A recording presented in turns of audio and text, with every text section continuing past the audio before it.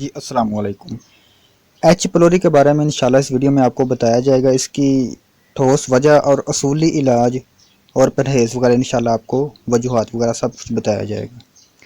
دراصل ایچ پلوری ایک معدے کے زخم کے مشابہ ہے۔ یہ ایک تیزابی عمل ہے جسم میں خشکی زیادہ ہونے کی وجہ سے، جسم میں عضلاتی تحریک کی زیادتی کی وجہ سے، یعنی جب جسم میں خشکی پیدا ہو رہی ہے لیکن پیدا ہونے کے ساتھ ساتھ جمع ہو رہی ہے، تو اس طریقے میں جسم میں بہت زیادہ خشکی بھر جاتی ہے، تو ساتھ ہی خشکی کے بھرنے کی وجہ سے چونکہ خشکی تیزاب ہوتے ہیں، تیزاب کی وجہ سے معدے میں زخم ہونا شروع ہو جاتے ہیں، تو یہ ایک اس کو ایچ پلوری کا نام دے دیا جاتا ہے۔ اگر آپ ٹیسٹ کرانے جاتے ہیں تو ڈاکٹر حضرات کہتے ہیں کہ آپ کو ایچ پلوری ہے، تو پھر یہ بھی کہہ دیتے ہیں کہ یہ لا علاج بیماری ہے، اس کا کوئی علاج نہیں، حالانکہ بالکل یہ غلط ہے۔ اگر اصولی علاج اپنایا جائے قانون مفرد اعضاء کے مطابق، جو حضرت صابر ملتانی رحمۃ اللہ علیہ آپ نے تجدید اور جدید علوم کو پیش نظر رکھتے ہوئے تحقیق فرمائی کہ اس اصول کو اگر آپ استعمال کرتے ہوئے علاج کیا جائے، یعنی قانون مفرد اعضاء کے اصول کو استعمال کرتے ہوئے علاج کیا جائے، تو ایچ پلوری کا خاتمہ بالکل یقینی ہے، ممکن ہے۔ سب سے پہلے یہ سمجھا جائے کہ یہ ہے کیا، ٹھیک ہے۔ یہ ایک تیزابی عمل ہے جس میں تیزابیت زیادہ ہو جاتی ہے۔ تو اب آپ چونکہ السر کی بنیاد پر یعنی زخم کی بنیاد پر اس کا علاج ہوگا، تو آپ نسخہ سماعت فرمائے، پھر آپ کو پرہیز، علاج اور اس کی وجہ بھی بتا دیتے ہیں۔ آپ نے اجوائن 10 گرام لینی ہے، یہ 4 نمبر نسخہ ہے قانون مفرد اعضاء کے فارماکوپیا کا، گدی عضلاتی مزاج کا حامل یہ نسخہ ہے۔ اجوائن 10 گرام، تیز پتہ 10 گرام، سرخ رائی 10 گرام اور گندک آملہ سار 30 گرام آپ نے لینی ہے۔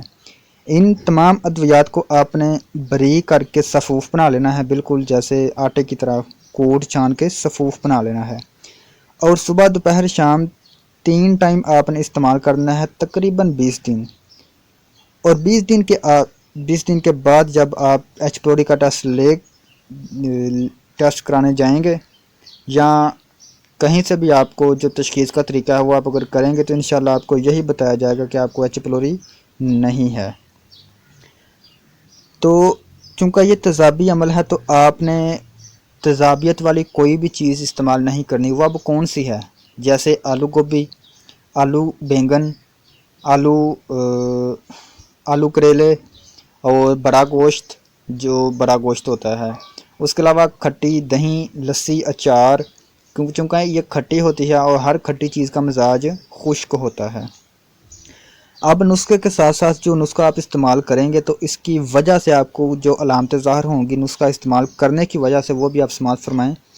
چونکہ جسم میں تیزابیت ہوتی ہے اور یہ نسخہ گرمی پیدا کرنے کے ساتھ ساتھ جسم میں گرمی جمع بھی کرے گا، جسم میں گرمی کو روکے گا، تو اس لیے اس نسخے کو استعمال کرنے کی وجہ سے بے چینی انسان محسوس کرتا ہے، مریض محسوس کرتا ہے۔ تو پھر اس بے چینی کو ختم کرنے کے لیے آپ اکسیر بادیان، ایک نسخہ ہے اکسیر بادیان اس کا نام ہے، وہ بھی آپ ساتھ ہی استعمال کریں۔ ہلدی، ملٹھی اور سونف، یہ تینوں چیزوں آپ نے 20 گرام لے لے تینوں چیزیں، اور صفوف بنا کر اس کو بھی ساتھ استعمال کریں۔ یعنی جب آپ نے پہلی دوائی استعمال کی ہے جوائن، تیز پتہ، سرخ رائی اور گندک آملہ سار والی، تو اس کے آدھا گھنٹے بعد آپ اس کو بھی آدھی چمچ استعمال کریں، یہ بھی 3 ٹائم ہے۔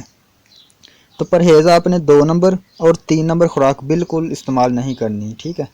تو انشاءاللہ اللہ پاک کے فضل و کرم سے آپ دیکھیں کہ چند دن میں آپ کے جسم کی جو تحریک ہے، جو آپ کے جسم کا مزاج ہے، وہ خشکی والا تھا، لیکن اس نسخے کو استعمال کرنے کی وجہ سے وہ خشکی خارج ہو چکی ہے، وہ خشکی ختم ہو چکی ہے، اور جسم میں گرمی پیدا ہونا شروع ہو گئی ہے، اور وہ ساتھ ہی ساتھ جو کہ ایچ پلوری کا مسئلہ تھا، تیزابی عمل ہونے کی وجہ سے معدے میں زخم ہونے کا خطرہ تھا، یا ہو چکے ہیں، انشاءاللہ وہ بھی ختم ہو جائیں گے۔ آخر میں چھوٹی سی گزارش ہے آپ سے کہ اگر آپ ویڈیو پر نئے ہیں تو چینل کو سبسکرائب کر لیں، تاکہ جو بھی ویڈیو ہم لے کر آئیں آئندہ آنے والے وقت میں وہ انشاءاللہ سب سے پہلے آپ تک پہنچے۔ جی السلام علیکم۔